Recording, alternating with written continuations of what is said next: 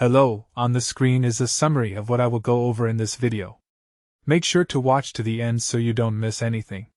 Step 1. Check your signal strength and location. Move closer to your Wi-Fi router or walk to a different spot if you're on cellular. Weak signal is the most common reason for slow speeds. Step 2. Restart your iPhone completely. Power it down for about 30 seconds, then turn it back on. This clears temporary cache and resets your network connection. Step 3. Toggle airplane mode on for 5 seconds, then off again. This forces your iPhone to reconnect to available networks fresh. It's a quick trick that often speeds things up instantly. Step 4. Update your iOS to the latest version available.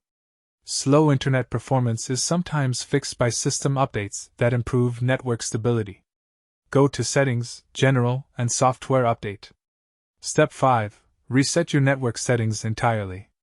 Go to Settings, General, Reset, and choose Reset Network Settings.